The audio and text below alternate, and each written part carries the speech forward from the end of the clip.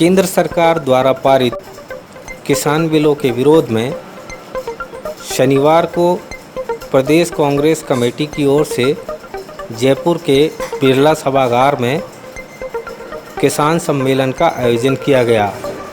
इसमें मुख्यमंत्री अशोक गहलोत सहित सरकार के मंत्री, विधायक और अन्य नेताओं ने शिरकत की। इस मौके पर मुख्यमंत्री अशोक गहलोत ने केंद्र सरकार द्वारा लागू किए गए तीनों ही कानूनों को किसानों के विरोध में बताया। इस मौके पर विभिन्न किसान संगठनों के प्रतिनिधियों ने भी भाग लिया और सम्मेलन को संबोधित किया। दो आंकड़े आप देखते हैं, 1 लाख से अधिक लोग मारे जा चुके हैं। 1 लाख से अधिक लोग मरना किसे कहते हैं? महामारी से देश के अंदर। उसके अंदर क्या जरूरत पड़ गई? ये 3 काले कानून लाने की। इमरजेंसी कौन सी थी? इमरजेंसी कौन सी थी? इमरजेंसी कौन सी थी कि ये कानून इस वक्त लाए गए। मोदी जी को मालूम है, सरकार को मालूम है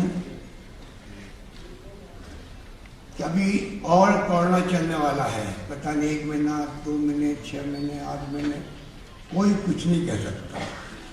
अभी तक वैक्सीन आई नहीं है, जिसके कारण से कोई दावे के साथ कह सकता हो और वैक्सीन आ गई, चिंता करने की बात नहीं। ऐसे वक्त में ऐसे कानून लाना जिसमें कोई राष्ट्रीय बहस नहीं हो।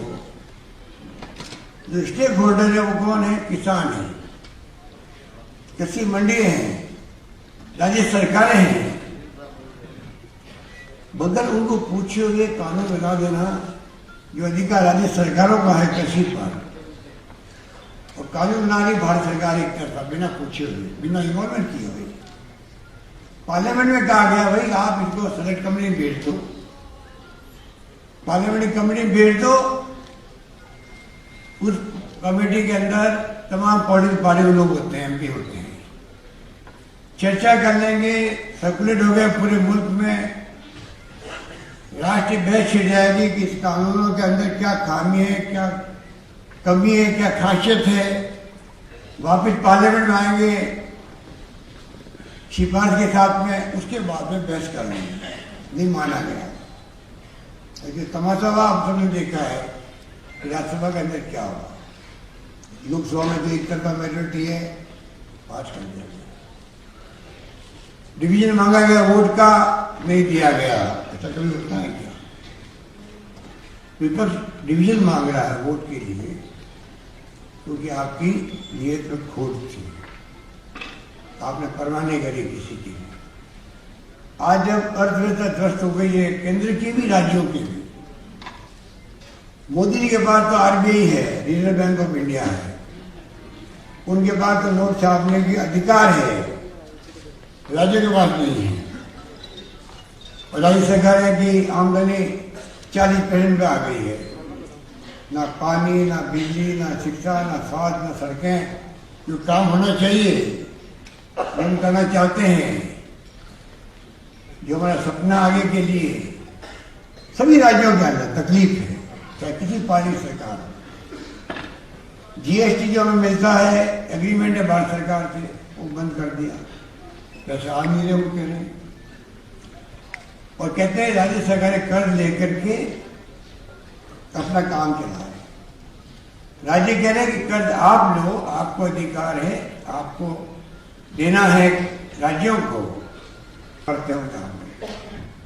तो ऐसे हालात में जब देश संकट में है, आर्थिक नीतियां गलत है सरकार की, आर्थिक नीति को समझ ही नहीं सरकार को, वित्त मंत्री महोदय खुद नहीं समझ पा रही है।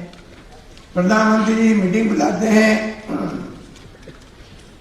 बजट को लेकर के, देखा होगा आपने, एक्सपर्ट की मीटिंग बुलाई, वित्त मंत्री उसमें मौजूद नहीं। ये तो हालात है देश के अंदर। जिस देश का वित्त मंत्री समझ नहीं रहा हो कि अर्थव्यवस्था किस दिशा में जा रही है। कोरोना से पहले से ही हम लोग तकलीफ में थे, इकोनॉमिक स्लो डाउन था। कोरोना के दरमियान में हम पूरे बर्बाद हो गए। आगे क्या होगा, गाड़ी पट्टी पे कब आएगी, कोई नहीं कह सकता। तो जरूरी वो है या 3 काले कानून है? तो जवाब है सरकार के पास।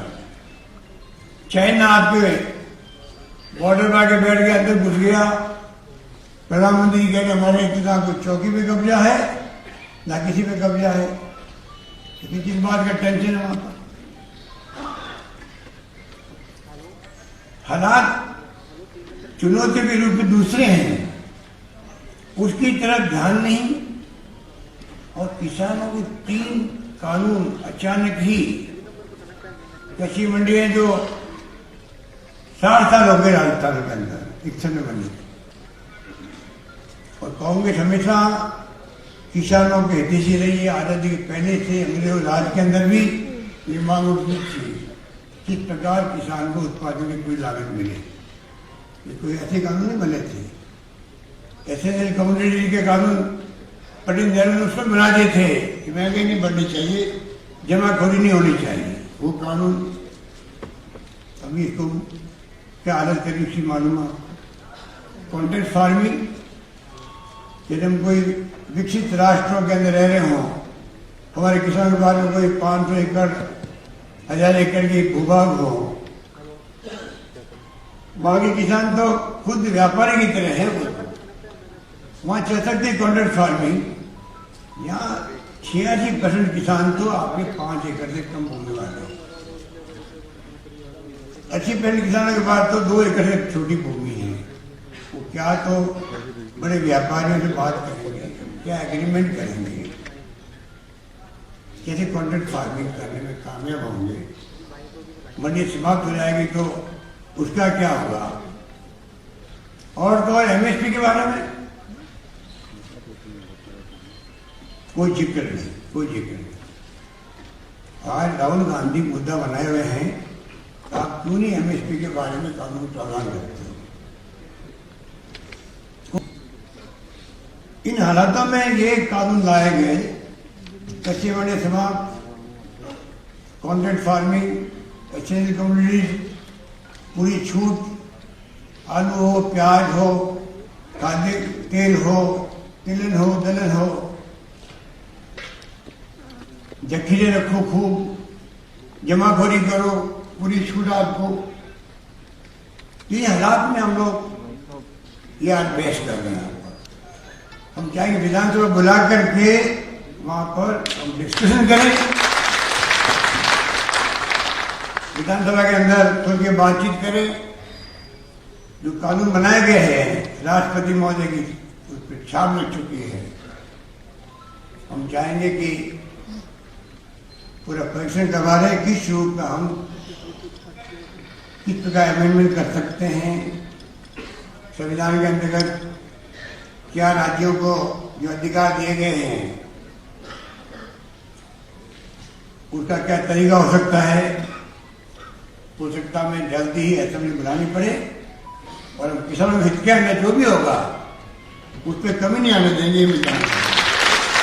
लेकिन जिस प्रकार से मोदी जी की सरकार, केंद्र की सरकार कोरोना संक्रमण को खत्म करने के बजाय किसान को खत्म करने के ऊपर तुली हुई है और 3 काले कानून जो किसान के खिलाफ लाए गए हैं, उनके विरुद्ध में किसानों के बीच में हम सबको जाकर के उनको बताना पड़ेगा। उसके साथ सोनिया गांधी जी और राहुल गांधी जी के निर्देशानुसार हम सब कांग्रेस के कार्यकर्ता, पदाधिकारी, विधायक, एमपीज को खड़ा होना पड़ेगा, क्योंकि किसान का अगर कभी किसी ने भला चाहा है तो वो कांग्रेस पार्टी है। आपने देखा होगा कि जब यूपीए सरकार में आम सहमति से भूमि अधिग्रहण कानून पारित हुआ तो किसान खुशी से बलियों उछला था। लेकिन जब एनडीए सरकार आई तो एनडीए सरकार आने के बाद में आते ही बड़े बड़े उद्योगपतियों को जमीन देने के लिए उन्होंने बार बार संशोधन करने की कुचेष्टा की। कुछ संशोधन किए भी, लेकिन राहुल गांधी जी के नेतृत्व में किसान के साथ कांग्रेस पार्टी और कांग्रेस पार्टी का कार्यकर्ता खड़ा हुआ। अन्य दल जो एनडीए के हिस्सा नहीं थे वो भी सब खड़े हुए और एक बिगुल बजा, और उस बिगुल बजने के कारण से उनको वापस उस कानून को निरस्त करना पड़ा जो अडानी और अंबानी और बड़े लोगों के लिए लाया जा रहा। उसके बाद में जिस प्रकार से नोटबंदी का कुप्रयास किया गया और उस षड्यंत्र में वो कुछ हद तक सफल भी हो गए, उससे भी किसान के चोट पहुंची, किसान कमजोर हुआ, छोटे व्यापारी भी कमजोर हुए। उसके बाद में जीएसटी ला करके छोटे व्यापारियों को खत्म करने की कुचेष्टा की गई, जिसके सबके सामने ये सारी बातें हैं। लेकिन आज जो 3 काले कानून इसलिए कहते हैं कि जो मोदी जी मुख्यमंत्री रहते हुए प्रधानमंत्री मनमोहन सिंह जी को ये कहते थे, लिख के दिया था कि जब किसान के हक में कानून बनाइए और वो जो कानून आप बनाओ उसमें एमएसपी अनिवार्य रूप से किसान को मिले, फसल का समर्थन मूल्य उसको मिले, ये कानून आप लेकर के आइए। और किसान की आय प्रधानमंत्री के पद पर घोषित होने के बाद में दोगुनी करने की बात कही थी, 2 करोड़ बेरोजगारों को रोजगार देने की प्रतिवर्ष बात कही थी, और जिस प्रकार से किसान की लागत आने के बाद में 50% मुनाफा देने की मोदी जी ने बात कही थी, वो मोदी जी आज 7 साल हो गए उनको सरकार में आने के बावजूद, लेकिन एक भी फैसला ऐसा नहीं किया जिससे किसान का भला हो, छोटे व्यापारी का भला हो, मजदूर का भला हो, गरीब का भला हो। आज जो 3 कानून लाए गए हैं, एक में मंडी व्यवस्था और समर्थन मूल्य को खत्म करने की बात है। जब किसान को समर्थन मूल्य नहीं मिलेगा, मंडी व्यवस्था खत्म हो जाएगी, बड़े बड़े व्यापारी, बड़े बड़े उद्योगपति आकर के किसान से दुगुने पैसे देने का, फसल का मूल्य देने का झांसा देकर के चले जाएंगे। सरकार अपनी जिम्मेदारी से भागने की कोशिश करने के लिए ये कानून लेकर के आई।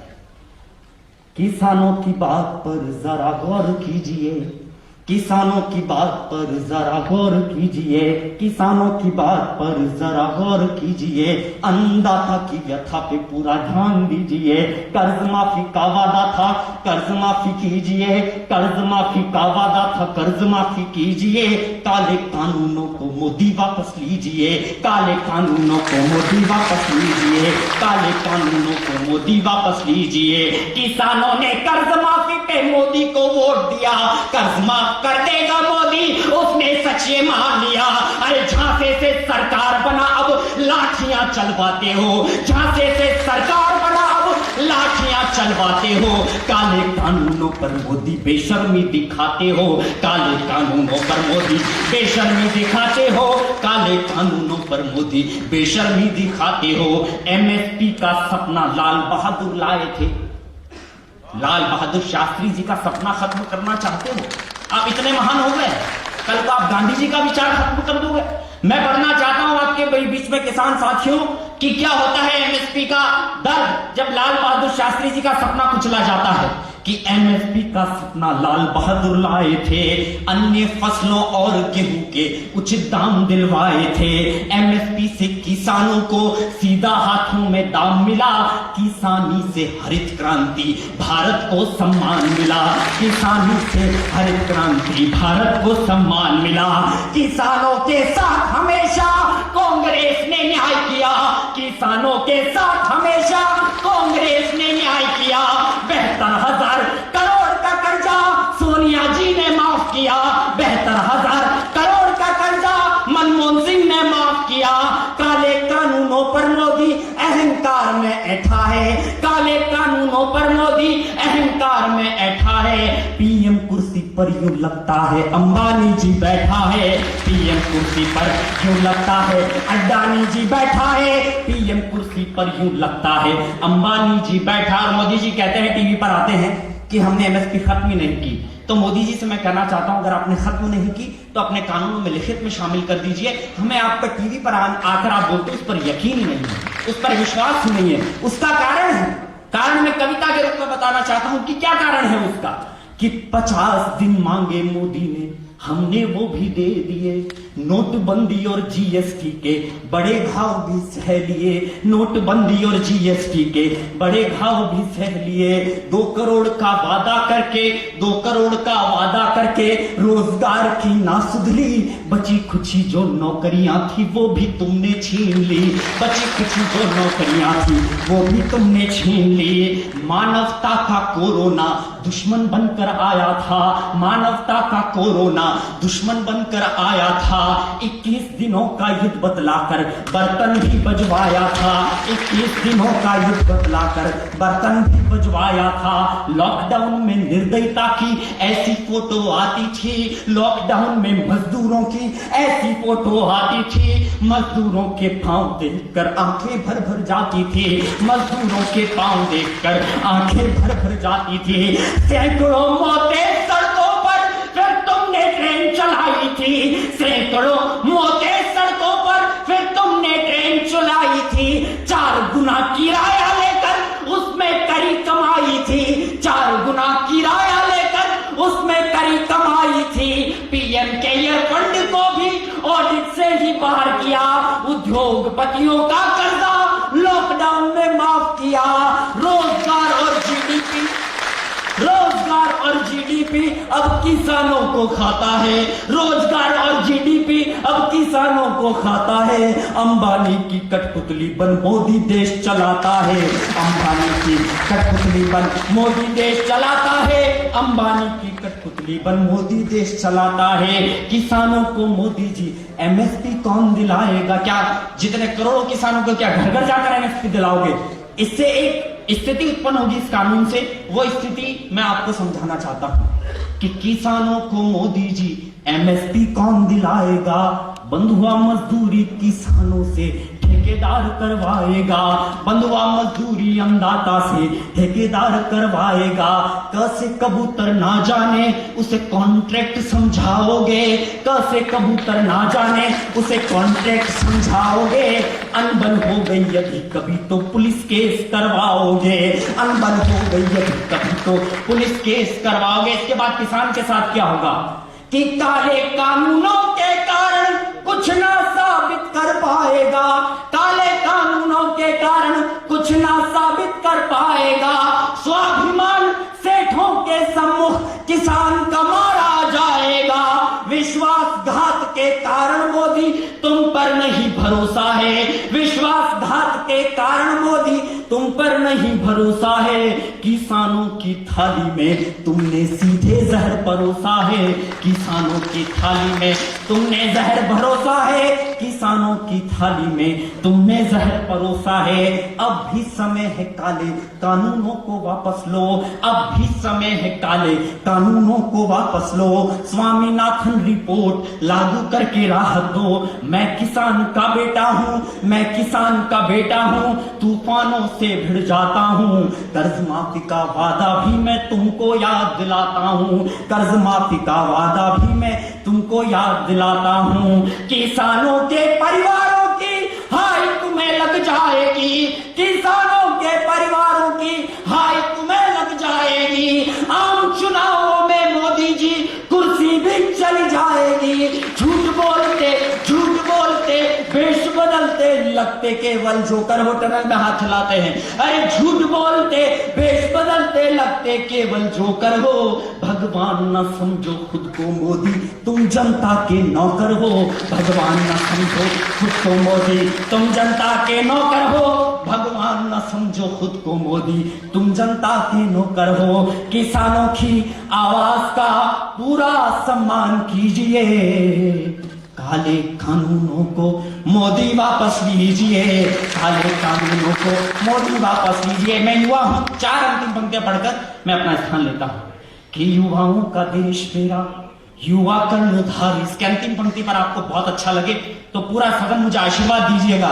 मैं सबसे छोटी उम्र का कवि हूं हिंदुस्तान में और गांधीवादी विचारधारा को पूरे हिंदुस्तान में पढ़ता हूं, इसलिए आपको बताना चाहता हूं कि युवाओं का देश मेरा, युवा कर्णधार इसके। चारण कहता युवाओं को जिम्मेदारी दीजिए, युवा थे राजीव गांधी, देश को चमन किया, समुचित स्थान युवा नेताओं को दीजिए। वो लाल किले की प्राचीर हिमालय भी बोल रहा, ये मातृभूमि क्या कहती है जरा ध्यान दीजिए, मातृभूमि क्या कहती है जरा ध्यान दीजिए। सूर्य सा चमकता, गंगा जैसा निर्मल, देश की सत्ता पे राहुल गांधी आने दीजिए, देश की सत्ता पे राहुल गांधी आने दीजिए, देश की सत्ता पे राहुल गांधी आने दीजिए। अब रोक राहुल को अनर्थ मत कर दीजिए, अब रोक राहुल को अनर्थ मत कर दीजिए, लोकतंत्र को बचाने में योगदान दीजिए। वोट हमेशा कांग्रेस पार्टी को दीजिए, वोट